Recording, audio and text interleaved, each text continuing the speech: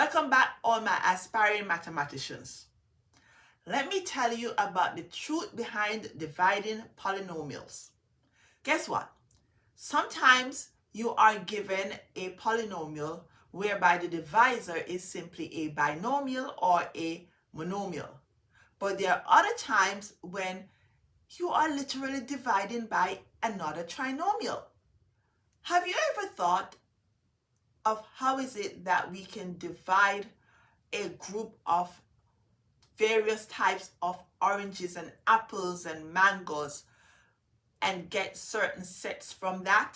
Like, say for instance, if you want to give one person 3 different types of fruits, whether it be a mango or it be an orange or it be a peach, you can do so if you have a basket of various types of fruits. The reason being that in this case you have 3 different types of fruits that you need to separate from that basket of various types of fruits.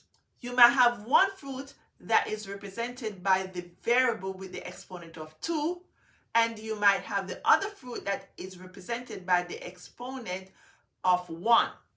And then you might have the other fruit that is simply going to represent the monomial constant, the number that stands by itself. And that is where the trinomial comes into play. So if you're given a polynomial, which would be the dividend, and then you are given the divisor, which is a trinomial, it is possible for you to do that division. Yes, you may have remainders, or you may not have remainders, depending on the mix. So let's get right into it and see what we can accomplish. So in this example, we are given 8x cubed plus x squared minus x minus 3. And we are to divide that by 2x squared plus x minus 1. So we must note that this is going to be our dividend. This is going to be our divisor, and what we are going to get is going to be our quotient. And sometimes we might get a remainder, or we may not get a remainder, or in that case, if we don't get a remainder, obviously the remainder is 0. So let's get right into it. So we're going to use our long division method. So we are going to set up with our divisor here, which is 2x squared plus x minus 1. And we are going to use an upside down L, if you want to call it that way. And we're going to put here our dividend.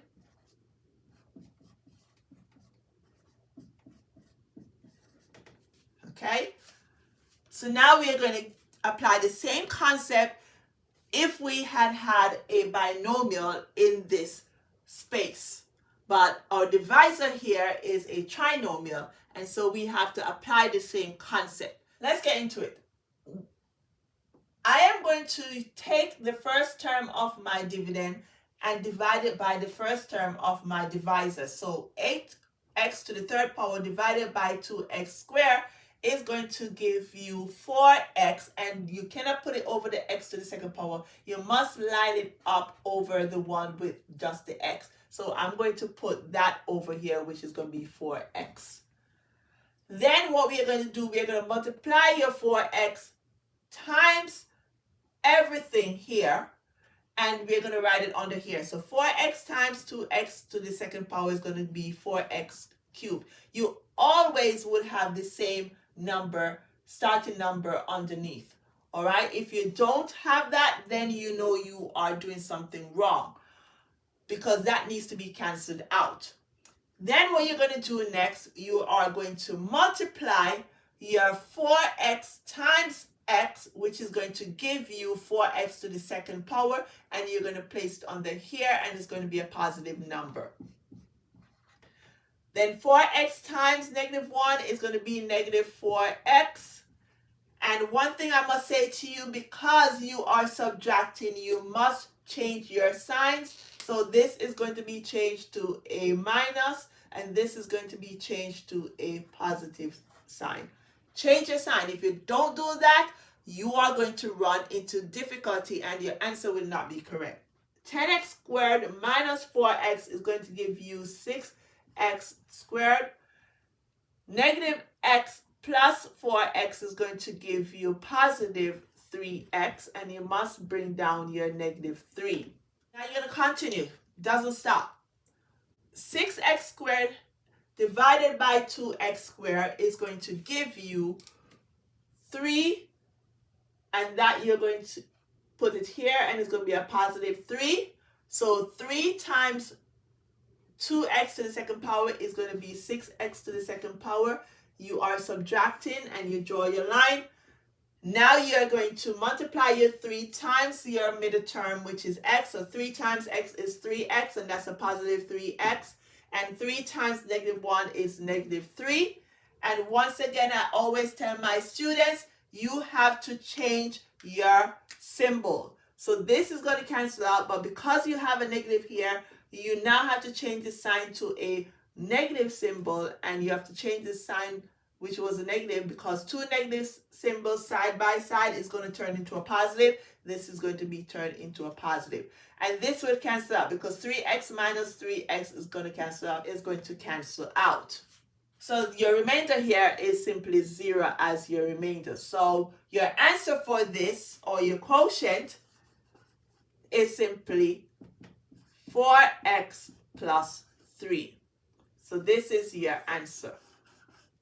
Basically, after you have taken out your mangoes, your oranges, and your kiwi from your mix of mangoes here, your oranges here, right? Your kiwi, right?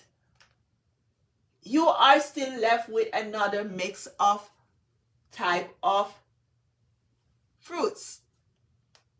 I'm just tying real life scenario into the math so you can understand the concept better. And if that will help you, hey, kudos. As you know, variety is a spice of life. And yay, I like to give you other examples. So guess what? Because I want your grades to go up. Yep, I want them all the way up, all the way up. Nothing can stop you. Get them grades up. So now I'm going to give another example. And this example now, you're going to see what's going to happen with it. So this example that we have here, you notice here that we still have a trinomial and we have a long polynomial here, which is going to be our dividend. That is our divisor. So we are going to rewrite our divisor here and set this up. All right. 4x to the 6th power minus 3x fifth. We want to look at our leading coefficient to make sure that we don't have any that's missing. And yes, we have a 0x here, so we're going to have a 0x that we're going to place there. So plus 15x to the 4th power minus 12x to the 3rd power minus 4x to the 2nd power plus 0x plus 10. So we're going to use the same concept again, and we are going to go through this. We are taking our first term here, and we are dividing it by the first term of our divisor, which is 4x to the 3rd power. We know that 4 into 4 is 1, and we have x to the 6th power divided by x to the 3rd power, because the law of exponents states that if you're dividing exponents that has the same base, you're going to keep the base and subtract the exponent. 4x to the 6th power divided by x to the 3rd power. We need a third, see where the 3rd power is, which is right here. We need to line it up, and that is going to be simply x to the 3rd power.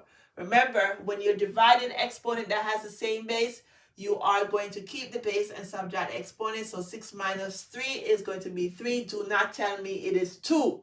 That would be incorrect if you write that. Be very careful there, all right? Next thing you're going to do, so you have x to the 3rd power there. You're going to multiply that by this, and you will also get the same value here as I tell you, because that's what you get, and you have to subtract. So you are subtracting this. This is going to cancel out, so you can cancel that out to start with. And then you are going to multiply your x cubed times negative 3x to the 2nd power, which is going to give you negative 3x to the 5th power. multiply the x cubed by negative x is going to be negative x to the fourth power. So what you need to do next is that you are going to change your signs there. And you're going to change your sign. And so this minus over here with this minus is going to change to a positive. This is going to also change to a positive. Now, this is going to cancel out because you changed it. 15x to the fourth power plus x to the fourth power is going to be 16x to the fourth power. You are going to bring down the negative 12x cubed minus 4x squared plus 0x plus 10. The next thing that you're going to do is take that 16x to the fourth power and you're going to divide it by 4x to the third power. So 4 into 16 is going to be 4, and x4 divided by x3 is simply going to be x. With that 4x, you notice that your next term should have been x to the second power, but that is not what you have. So you simply have to now just simply put the 0x to the second power here. That's fine to hold the space. And then you're going to put your term here over the x. So you would have 4x right there. Because 16x to the fourth power divided by 4x to the third power is going to give you 4x. You're going to go back and multiply these. And when you multiply them, 4x times 4x to the third power is going to be 16x to the fourth power. You are going to subtract, and 4x times negative 3x squared is going to be negative 12x to the third power. 4x times negative x is going to be negative 4x squared. These terms are going to be cancelled out because you are going to change this to a plus sign, and this is going to be changed to a plus sign. So that cancels out, and this also cancels out. So all you're left with, you don't need to write this, is simply 10 here as your remainder. So you have 10 as your remainder. So now that you have your quotient and your remainder and your divisor, you need to put them all together. If you didn't have a remainder, you would simply have just a quotient. But because you have a remainder, you must include the divisor with your remainder when you're writing your answer. So your answer is going to be x cubed. You don't need to include the 0x to the second power. No, drop it like it's hot, drop it like it's hot. So drop it like a hot potato, drop it like a hot potato, drop it, and you will have 4x here. And then you're going to do plus 10 over the divisor, which is 4x to the third power minus 3x squared minus x. And this is your answer.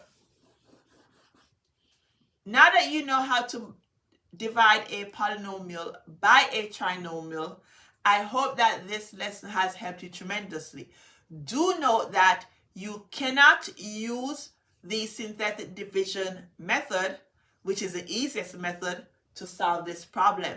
You only can use the synthetic division method when the divisor is a binomial. You can go back and watch my video on the synthetic division method so that you can become more knowledgeable in math and use either of the two options. But once again, you only can use that if your divisor is a binomial. If your divisor is a trinomial, as a matter of fact, you can only use it when the divisor has a factor such that you have a variable and a number, and you will use that number to start on the outside of the synthetic division method. Even if you had 4x to the third power minus x, you could not have used the synthetic division method. So please make sure you are aware of when you can use the synthetic division method. This is a longer, tedious method, but you have to maintain and persevere and know the steps and know that when you are using the long division method, you are subtracting. Whereas if you're using the synthetic division, you have to add your numbers at the end. I hope that this video has helped you tremendously, and now you are versed on doing long division of polynomials. This is a topic that you will find in a pre-calculus course. You're not going to find this in regular Algebra 2 where you're given a trinomial as your divisor. So for all you pre-calculus students and calculus students, here we go. Get used to it, practice it so you can be proficient and ace that test. I hope that you have gained a better understanding of this content and that you will not keep it to yourself. Share it with your friends and family members so they too can embrace math and overcome any fear or any doubts that is lingering in their brain. We all want to be successful and we all strive for the best. And I'm here to help you to achieve the utmost grade possible once you maintain that knowledge that I am providing. Thanks again, and I'll see you soon on the other side to come. Bye now. Cheers.